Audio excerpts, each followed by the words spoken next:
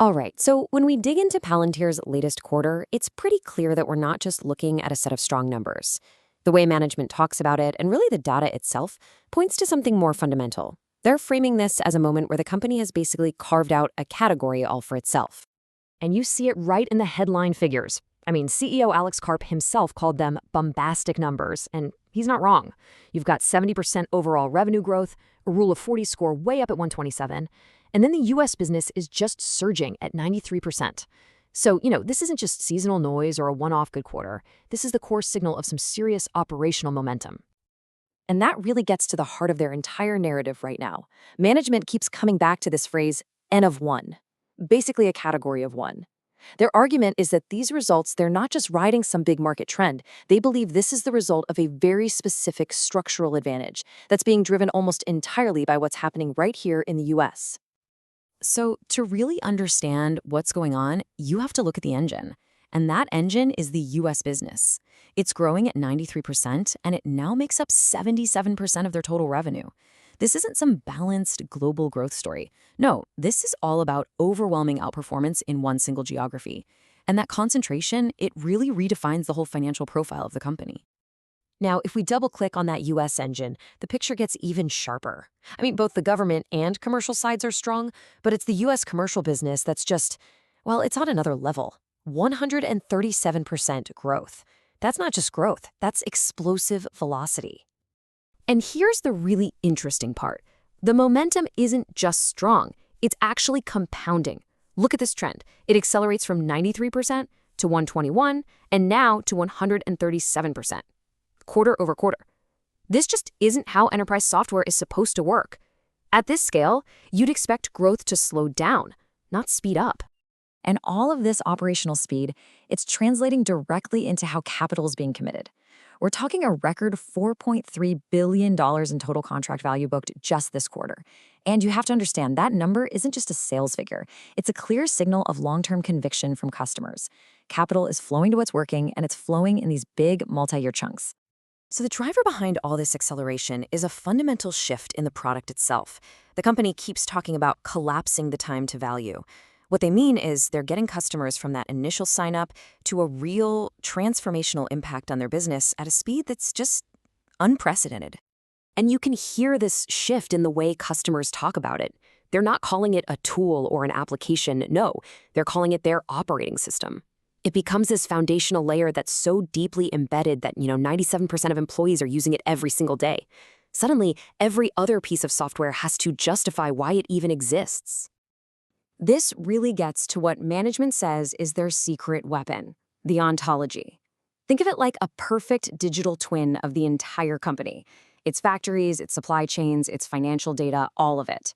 It creates this one single source of truth. And with that, customers aren't just replacing their old software, they're actually starting to outperform it, building their own solutions internally faster than any outside vendor could. The effect of this is a real split opening up in the market. Palantir frames it as the AI haves versus the AI have-nots. The haves are the ones who adopt this kind of operating model, and they start to define the future of their industries. And then there's everyone else, the have-nots, who are stuck fighting to survive with their old, slow systems. And it's not just for new tech companies either. The impact is very real, even in these old-school, established industries. I mean, you look at this quote from Johnson Controls, a 140-year-old company. It shows that this is about fundamental transformation for the entire industrial economy, not just for Silicon Valley. This operational speed is becoming so powerful that it's now moving beyond just helping individual companies. It's actually being deployed to tackle strategic national problems. And the big one right now is the reindustrialization of the US defense space, where frankly, speed and efficiency are now critical national security issues. And the prime example of this is the SHIPOS initiative. This is them taking their platform and aiming it like a laser at one of the biggest, most critical bottlenecks in the entire US defense system, building and maintaining the submarine fleet. And the gains they're seeing, they are not small, incremental improvements. We're talking about a complete phase change in productivity. A production planning process that used to take a shipbuilder 160 hours of manual work is now done in 10 minutes. That's the kind of massive operational leverage that can completely reshape an entire industry.